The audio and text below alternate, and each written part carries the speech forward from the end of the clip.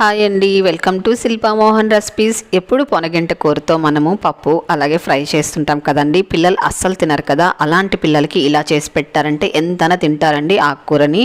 ఈరోజు నేను చట్నీ ప్రిపేర్ చేస్తానండి పొనగంట కూరతో. చాలా అంటే చాలా రుచిగా ఉంటుందండి, ఒకసారి ట్రై చేసి చూడండి. ఇంకెప్పుడైనా సరే పొనగంట కూరతో ఇలాగే పచ్చడి చేసుకొని తినాలనిపిస్తుందండి, అంత బాగుంటుంది. దీనికి ముందుగా ఒక కట్ట తీసుకున్నానండి, బాగా నీట్గా ఒలుచుకొని నీట్గా కడిగేసుకొని పక్కన ఉంచుకోవాలి. ఇప్పుడు స్టవ్ వెలిగించుకొని పెనం పెట్టుకొని ఇందులో కొద్దిగా ఆయిల్ వేసుకోవాలి. ఇందులో నేను ఎండుమిరపకాయలు వేస్తున్నానండి, మీరు కావాలంటే పచ్చిమిరపకాయలు కూడా వేసుకోవచ్చండి. నేనైతే ఒక పచ్చిమిరపకాయ అలాగే ఒక 4 ఎండుమిరపకాయలు వేసుకున్నానండి. కారం తగినన్ని మిరపకాయలు వేసుకోవాలి. ఇవి కాస్త వేయించుకోవాలండి, కలర్ చేంజ్ అవ్వకుండా. చూడండి, ఇలా వేయించుకుంటే సరిపోతుంది. ఇప్పుడు వీటిని పక్కకు తీసుకుందామండి. పచ్చిమిరపకాయ మట్టుకు బాగా చక్కగా ఫ్రై చేసుకోవాలి. ఇప్పుడు వీటిని కూడా పక్కకు తీసుకుందాము. అలాగే ఇందులో ఇప్పుడు ధనియాలు వేసుకోవాలండి. 1 టీ స్పూన్ ధనియాలు వేసుకోవాలి. అలాగే 2 టేబుల్ స్పూన్లు మినపప్పు వేసుకోవాలి. కొద్దిగా జీలకర్ర, అలాగే కొద్దిగా కరివేపాకు, అలాగే కొద్దిగా మెంతులు వేసుకోవాలండి. మెంతులు వేస్తే చేదు వస్తుందేమో అనుకోకండి, అస్సలు చేదు రాదండి. ఇప్పుడు ఇవంతా కూడా మనం మీడియం ఫ్లేమ్లో ఉంచుకొని బాగా దోరగా వేయించుకోవాలండి. చూడండి, ఇలా కలర్ వచ్చేంతకు వేయించుకుంటే సరిపోతుంది.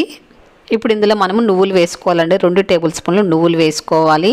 నువ్వులు వేసుకున్న తర్వాత సిమ్లో ఉంచుకొని వేయించుకోవాలండి. బాగా దోరగా వేయించుకోవాలండి. సిమ్లో ఉంచుకున్నారనుకొని చక్కగా వేగుతాయండి. చూడండి, ఇలా వేయించుకోవాలి. ఇప్పుడు స్టవ్ ఆపుకొని వీటిని చల్లారి పెట్టుకుందాము. ఇప్పుడు అదే పెనంలో ఇంకొద్దిగా ఆయిల్ వేసుకోవాలి. ఇప్పుడు మనం కడిగి ఉంచుకున్నాం కదండి పొనగింటి కూరని ఇందులో వేసేసుకోవాలండి.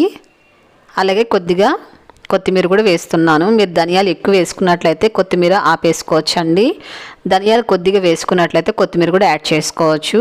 లేకపోతే ధనియాలు మానేసి కూడా మీరు మొత్తం కూడా ఎక్కువగా కొత్తిమీర కూడా వేసుకోవచ్చండి. ఇది మూత పెట్టుకొని బాగా ఉడికించుకోవాలి ఆయిల్లో. చూడండి, చక్కగా ఉడికిపోయిందండి ఆకంతా కూడా.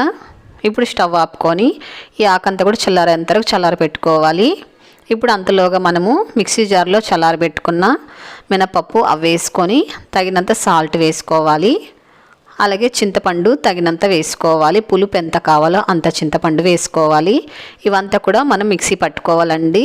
చూడండి, ఇలా మిక్సీ పట్టుకున్న తర్వాత ఇప్పుడు మనము చల్లారి పెట్టుకున్న ఆకుకూరను కూడా ఇందులో వేసుకోవాలి.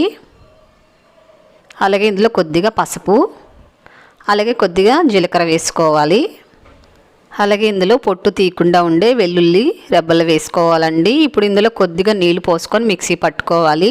కాస్త లైట్గా బరగ్గా ఉండేటట్లు మిక్సీ పట్టుకోండి, ఎక్కువ మెత్తగా మిక్సీ పట్టకండి. చూడండి, ఇలా మిక్సీ పట్టించుకోవాలి.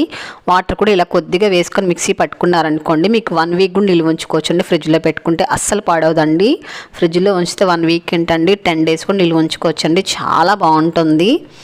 నేను ఇప్పుడు ఇందులో నెయ్యి వేస్తున్నానండి. ఈ పచ్చడితో మీరు నెయ్యి వేసుకొని తిన్నారంటే ఎంత బాగుంటుందంటే చాలా కమ్మగా ఉంటుందండి. సేమ్ నేను చేసినట్టు చేసి నెయ్యి వేసుకొని తినండి, అద్దరిపోతుంది టేస్టు. ఇది 1 వీక్ కూడా మీరు ఫ్రిడ్జ్లో పెట్టుకోవచ్చండి. అలాగే ఇంకాస్త నీళ్లు కావాలంటే కూడా పోసుకొని మీరు దోసతో కూడా తినచ్చు, ఇడ్లీతో కూడా తినచ్చండి, రోటీతో కూడా చాలా బాగుంటుంది.